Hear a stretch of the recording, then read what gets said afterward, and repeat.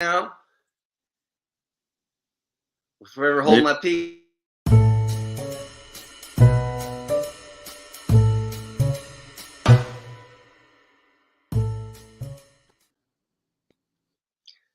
Good evening, Kenny Barron. How are you, sir? I'm great. Good to see you, man. Good to see Oh, you. it's greater to see you. Thank you for spending this time with me this evening. Oh, my pleasure. Believe me, believe me. I'm digging the spectacles. Oh, yeah, yeah. Well, I'm half blind. Watch out. Round lights. Yeah, there you go. Well, are at home in Brooklyn? Yeah, I'm at home in my quote unquote office. Sweet. How is your family? Oh, everybody's wonderful, man. Everybody's great. Yeah, If you, please say hello to Joanne for me, if I you would. will. Will. Thank you, Kenny. So Thank. listen, I imagine people listening in uh, would appreciate uh, hearing you open up and expound on a few things, and I'm very honored uh, to have the privileged opportunity to get to interact with you because uh, your your beauty is vast, Oh, and so I'm usually someone in conversation. I like to kind of wing it and not map things out, but still, um, just kind of anticipating that I might get tongue tied. I did I don't think so. never, right? Man of many words. But I wrote down some things I wanted to ask you about, if I may. A little bit historical and autobiographical that I would love to ask you about. And I know we can't get to all of them in 30 minutes anyway. So would it be all right with you if I asked you some questions? Sure, sure. Thank you. Um, so, Kenny, you grew up in Philadelphia, and um, I've been told a few times, but I've also forgotten more times. Was it Ray Bryant's sister who taught you? Yeah, it was his Well, sister, Vera Bryant. Vera Bryant. Yeah, Was she a classical teacher? yeah. She was a classical teacher, and she also played gospel. Was she exposing you to that as well? Not really. I didn't know. It was really classical lessons in terms of the. Right. Yeah. Well, on the subject of that kind of music, Kenny, did you come up with any in a church kind of background where that music was happening? Yeah, I did. I did go to church, but it was a Methodist. Okay. You know, uh, but on occasion I went to a Baptist church, Bright Hope Baptist Church on Columbia Avenue. You know, so I heard the music a lot. You know, a lot. I belonged to it was called the BY Young People Youth Organization Baptist. Baptist young people. So we go to meetings, conferences, conventions. So this is all when I was my early teens. Right. So So, I was conversing with the music, yes. And then I Kenny, Charles. So say it again. and then I love Ray Charles. So Were your parents listening to his music? we listened to mostly. Well, believe it or not, my mother, she loved Lawrence. Lawrence Welk? She loved Lawrence Welk. Wow. So every Saturday, we Lawrence Welk was on the television. you know, Dig it. but you know who played with him? There was a drummer. It was a black guy. He played with Les McCann for a while. I can't think of his name Well, right. it would be a name that I Le- would have heard from Uh, the records, something Humphreys. but not Lex or Roger. No, no, no. Right. I can't think of his name, but he was the drummer. I mean, after a while, he was the drummer on that show, and I would see him when we went out to California. He said, "Yeah, I just bought a new house and Cadillac, and you know, so But it was going very well." but was it also, you told me about a record that you used to listen to at home, and I thought you said it was in your mother's collection. Was the Jimmy Smith Plays Fats Waller? Oh yeah, yeah, I love that record. I love that record. I mean, and I eventually my first European trip, I was with Dizzy, and it was the Jim Trio as well. So the guitar player was, I think he was on the record too. On that record, it was Quentin Warren, Mm-hmm. Butch Warren's cousin or something like that. You know, but Oh, I didn't know they were related. huh? I didn't realize they were related. Yeah, they were. They were related. You know, but I just loved the groove on it. It was so heavy. You know, just so Yes, sir. and relaxed. Ooh, heavy and relaxed. You know, tipping. That's the word, tipping. Yes. They were really tipping on that record. You know. Thank heaven for the records. Yes, yes. You know, because there's no shortage of talent coming along, and the kind of exposure that a young person gets to have to older people who play this kind of music for folks to dance to. The exposure that people my age got when we could go to Bradley's and hear Uh, you, and yeah. to see in person the reactions of the people in the audience, and to get a sense of the romance of the music. Yeah, yeah. I feel like a saving grace. Thank God, at least we have the records. Yes, I agree. I agree. You know, because you can't really hear live too much anymore. You know, just I mean, people used to dance to jazz. They used to dance to straight ahead music. You know, as the groove was there, no matter what. I remember Mickey Roker telling me, speaking of Philly, when they would play for dances, if you looked out and you saw too many people just standing there watching you, it meant the band wasn't swinging. Yeah, yeah. We probably played some of those same dances. We called them cabarets. So you would have to play for well for dancing, but you'd also have to play like a show. You have to play for a comedian, a tap dancer, you know, or an exotic, quote unquote, exotic dancer. You know, Wow. but they danced to standards. Really? Yeah, they danced to a lot of Duke Ellington and you know, I can tell you how many times I played Things Ain't What They Used to Be and Caravan. You So know, I imagine it's a lot about finding just that right tempo. oh yeah, it is. I wasn't the band leader, so I didn't have to. Oh, dig. Yeah, you know, With but Arthur Harper with you around those times? on some of them, yeah, some of them. But this is before I even met Harper. Okay. I met Harper. We were actually studying bass with the same teacher. I didn't realize you actually studied bass, Kenny. Oh yeah, I did. You know, for about 2 years, I used to take lessons with the bassist from the Philadelphia Orchestra, and he had his lesson right after me at Girls High School in Philly, and his lesson was after mine. So we just pass each other and nod and say, "Hey, how you doing?" You know, Right. I didn't really. Go ahead, go ahead. I'm sorry. No, no, no. I would like to get to speak with you for about a week, but I'm trying to think about the time here. I wanted to ask you, but still staying in Philly. Yeah. Um, you and McCoy Tyner are actually not that far apart in years, but like at what early an age did you become aware of him or each other? I guess I was still living in Philly. In high school. High school, I was aware of him because he was working around Philly. And he left Philly with the Jazz Tech. You know, at Farmer and he goes, that's who he left Philly. Yeah.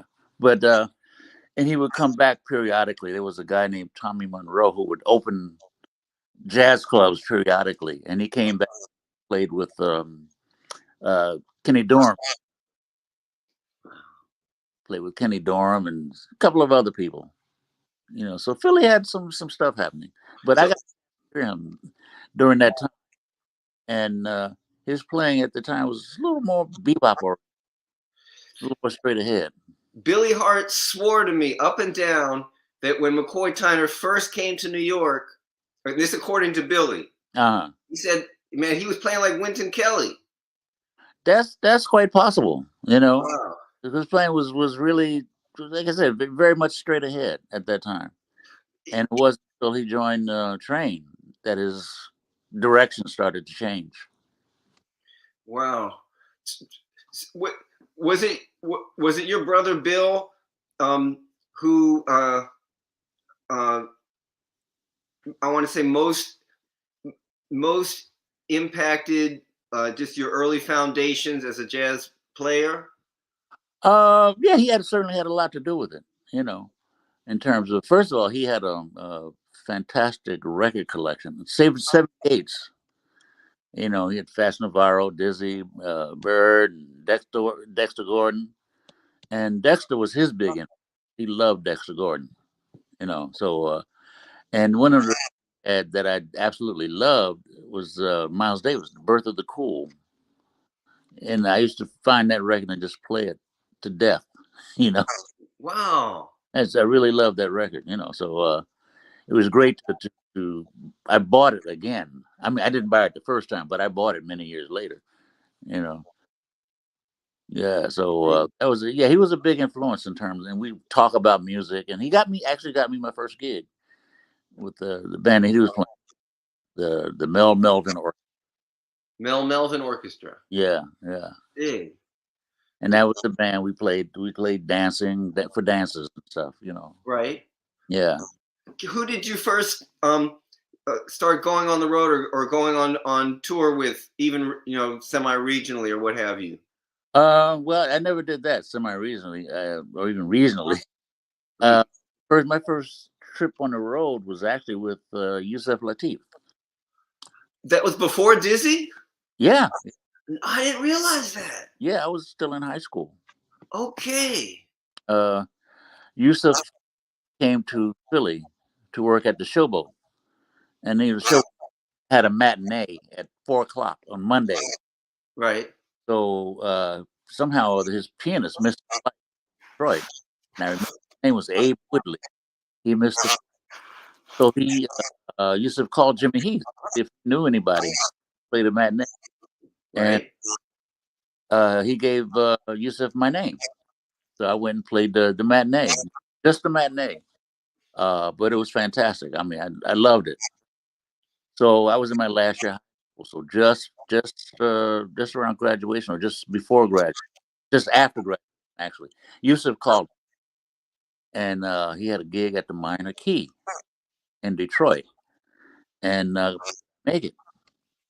So I had to ask my mom, of course, at that time, because I had not been on the road before, and I'd never been on an airplane before. Wow. So I made the gig, and it was a lot of fun. There was a drummer from Philly. We called him the Flame. It was Ronald Tucker. He had red hair. Flame. Dig it. Yeah, but he's a great drummer. And the bass player was from Detroit, Ray McKinney. Oh yeah. Yeah. So and we played at the Minor Key for a week, and it was a lot of fun. Some different stuff, you know. Dig it. Yeah, I loved it. I loved it. Oh, if I can actually back up before I go forward, Kenny, Hmm. you know, you you have such a very strong conception, and I feel like even to where we've gotten in the timeline about you like getting ready to leave Philly, your assimilation of your influences, I feel like that's already kind of in place by then. And I think for um, not just musicians, young musicians, but uh, also just lovers of your music who are interested, I'm very fascinated by your roots, your musical roots. And what you have said in interviews, if I may, it shows through in all your music. Some of the influences that you've mentioned, your pianistic influences that you've mentioned, are people like Thelonious Monk, Bud Powell, Hank Jones, Tommy Flanagan, Barry Harris, Wynton Kelly, McCoy Tyner. Those are some of the influences you've mentioned. And No, I was going to say they were okay, very and, strong. but I was, it was our dear friend, pianist, lives in London, Trevor Watkiss. Oh yeah, I know Trevor. Yeah, he told me and I learned this, and I've subsequently asked you about this in conversation over the years, but I just wanted to share it now for the listeners, that you had intimated to Trevor that you learned every note that Red Garland played on the Miles Davis Round Midnight album. Oh yeah, I said that's very true. But that didn't make me unique because that's how everybody learned. I'm talking about in the 50s. It's, I could sing everybody's solo. I could sing, Miles' solo. I could kind of play it a little bit. I could sing Train. Well, I couldn't play it, but I could sing it. So I knew the shape, But that's basically how I learned to play. Listening to people, listening to Okay. that I love, And Red had so melodic, and he has such a touch, you know. So that I was very much influenced by that. So one thing I feel, two of the people that I just mentioned, who I said, you yourself have mentioned in interviews numerous times over the years, they're like very key in some of your aesthetics. If I'm not being all too clinical here, Mm. so many of us the world over just admire your flow, Kenny, your flow, your inventive flow, in a linear sense. And I feel like two people that are absolutely instrumental in that are Tommy Flanagan and Barry Harris. Oh yeah, very much so. I first heard Tommy when I was mainly in junior high. It was a record. It was with Miles and Rollins. Collector's items. Yes, thank you. Collector's items. Yeah, I had a senior moment. I Collector. love you for it. No, And I don't mean that facetiously. I meant I love you. I appreciate your wisdom, and that's earned over many years. I didn't know where I was going with that. I'm sorry. but I'm forgetting now. But they played "In Your Own Sweet," and actually I heard it over a friend's house, and I'd never heard Tommy Flanagan before, and I was fascinated with his touch, lyricism. That's the thing that got me. Both of those things, his touch and his lyricism, And Barry, and yeah, I also have to include Hank Jones in there. Thank you. They all had this very similar thing. With the lines. Must be something in the water in Detroit, Dig it. It's funny. There's a little bit, I believe, of out of sight, out of mind over generations, where an awareness of the breadth of impact that certain artists had in their times kind of gets forgotten. Yeah. For example, how influential Nat Cole was on pianists, just before Bud Powell came Yeah. along. Right. And so I wanted to say in that regard, as we're talking about Tommy Flanagan, John Hicks as well he had told me that when J.J. Johnson's quartet with Tommy Flanagan came through St. Louis, and John was younger, he was saying it was almost like life-changing, that concert, hearing Tommy Flanagan. Yeah. Yeah. So I had, for some reason, I had just assumed that you started coming to New York more with Dizzy, but am I mistaken? Did you move to New York before you had the gig with Dizzy? Yeah. I moved to New York in '61, and I actually joined Dizzy in '62. So you're about 2021. Yeah. Okay.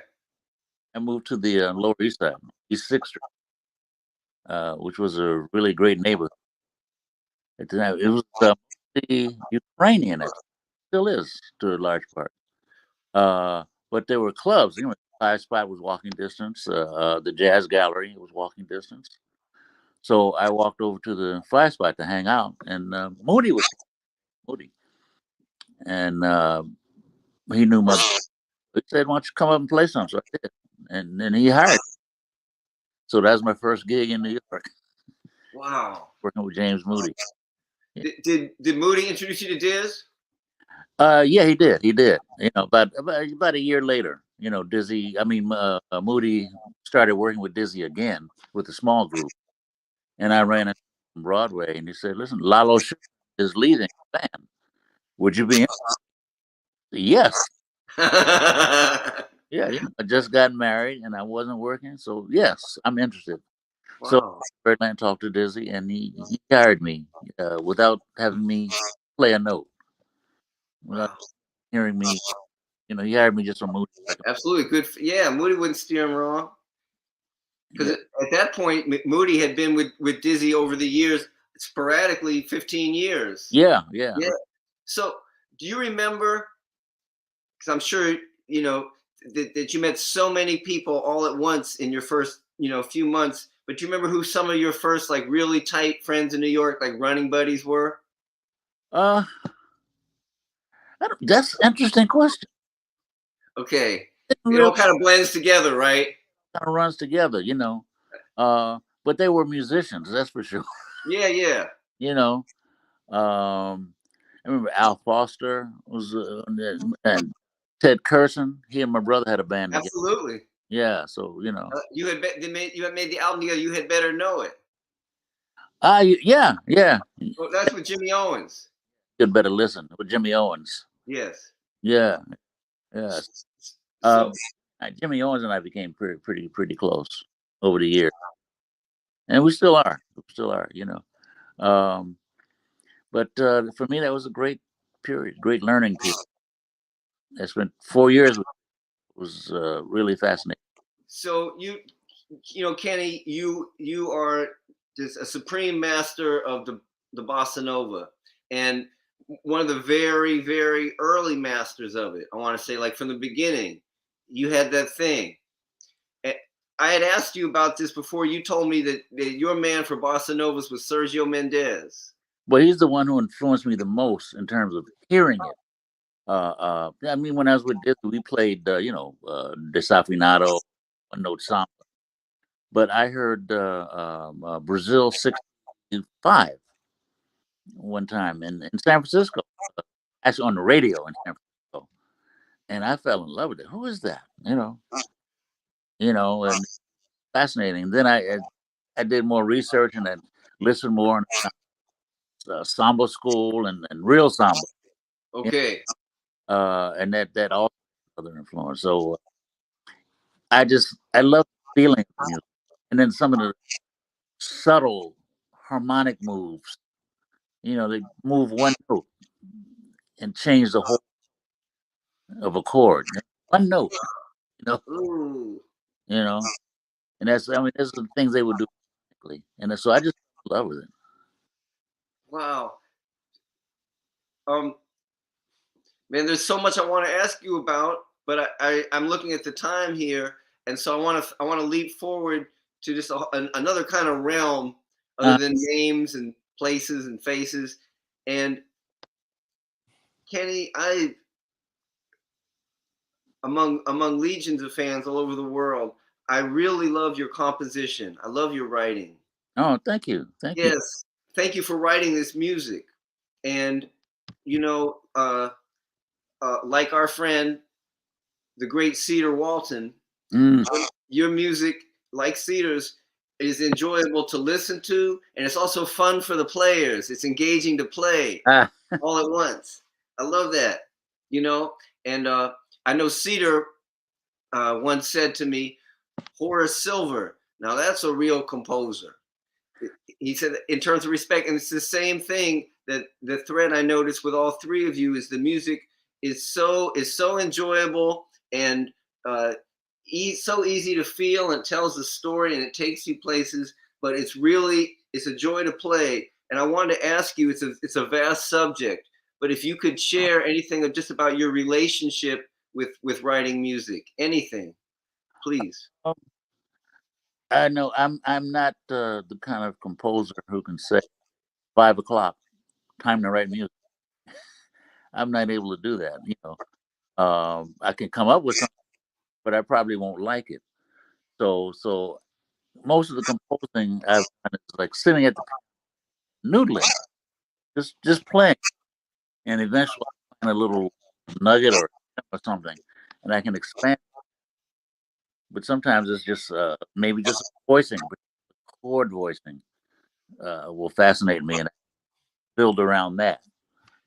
Do you Sometimes, keep a tape recorder huh? near the piano? Do you keep a tape recorder near the piano? No, I should do that. I really should do that. So you have pretty good retention if you come up with an idea in the moment? Or do you Uh, have uh, Not anymore. I used to, but not anymore.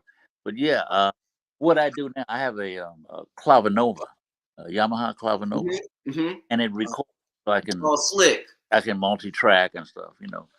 So and it has a rhythm, drum side of it. So that enables me to kind of get a feeling of what it is I want to write. The feel, Yeah. yeah, yeah, Um, I don't want to say this.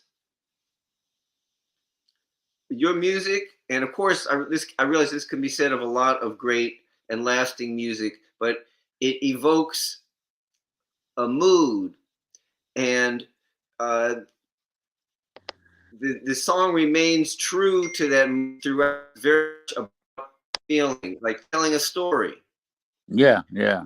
uh, and so I think about that in terms of what's called improvisation is a form of that's composition in a spontaneous Yeah, sense, yeah. and I think about that focus that a good composer has in terms of um, embracing a mood or a story, a flavor, Mm. a and expounding on that rather than I feel a hazard of learning the music in a more kind of clinical way is sometimes the notes could take over, and I feel as a lover of music and as a player myself that the heart of the music is this story that's being told. Yes, yes. I agree with that 100%. Wow.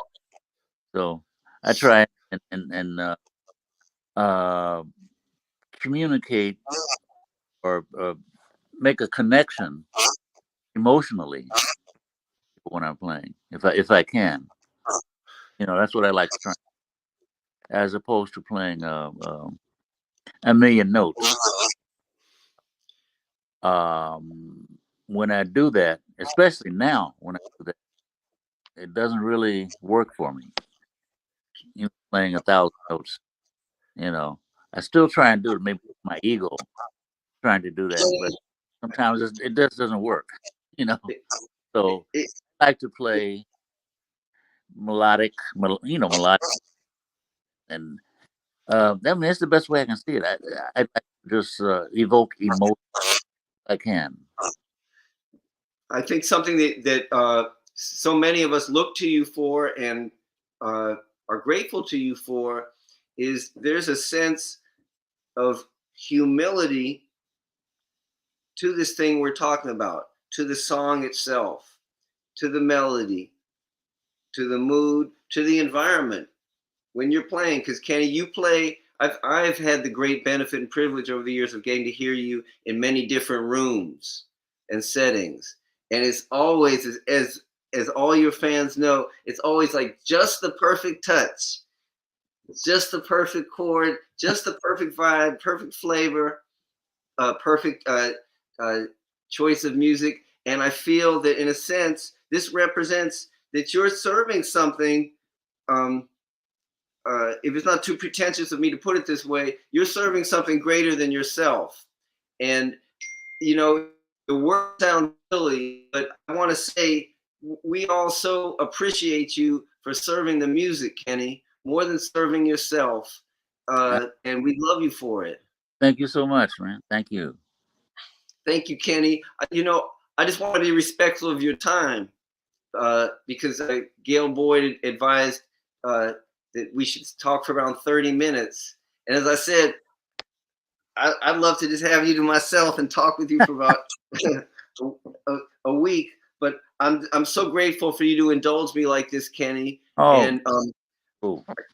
may I ask you just very quickly Yeah. before I liberate you, if there's anything whatsoever that you could possibly share, just considering the people that are listening tonight, uh, either with your fans in general or which I believe would be of interest to your fans, anything for young musicians. Oh, I have a message, and this is from our dear friend Janice Grice, the wife of our dear departed brother Tony Reedus.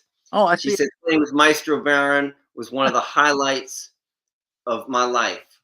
Yeah. Tony Reedus. Anything you could possibly share before I turn you loose, Mr. Barron, maybe for any young musicians out there listening who are admiring your admirers of your artistry, anything you might be able to share that would be of benefit to them. I don't know. And for me, it was important to listen to everything, all kinds of. I think that's important. That increases your vocabulary and you grow. You know. So I listen to. You listen. I have all kinds of music on there. I have R&B. I have no hip hop. Oh no, I've seen you listen to Parliament on your Walkman. That's not hip hop. Oh no, no, I'm just saying you listen to everything. Yeah, I do. I do listen to every. Right. I have string quartets. I have Renee Fleming with Brad Meldau. This is really different, you know. So all kinds of music, you know. Um, Ornette, everything, everything, you know. But the only kind of music I'm not really crazy about, and that's just a choice. Uh, and I heard either is but that's again it's a personal choice. My There you mother, go. my mother loved country and western music. She's from the South. Yes. Yeah, It's I, got a beat, it's got a melody, it's got a feeling, it tells a story. Works for yeah, it me. does, it does. But I just, well, again, that's a personal choice. Yeah. Hmm. Don't hate me. I I couldn't if I tried. I'm so grateful for personally, Kenny, for your inspiration to me, your ongoing inspiration. My way of playing, it would sound very weird to say the least if we extracted everything that I've tried my best to cop from you, from your recordings, and just from your whole aesthetic. And Well, I just want to thank you for doing it. And I want to thank you for your example to all of us. oh, Thank you for being so beautiful, man of peace and music. well, we do the same thing. I learned from you as well. Now, how many people know that we did together playing duo at Marianne, Switzerland? Yes, So sir. that was a wonderful, wonderful experience. So You, and you, you enjoyed whipping my ass. that, you know, and That hopefully was, do it again sometime. Kenny, I would be so very honored to get to. Thank you for your openness and generosity and grace to me. I love you to pieces, Kenny Barron. Hey, man, thank you. Love you too. Bless you. Thank you, Have man. a wonderful evening. You too. Thank you, sir. Bye Good bye. night.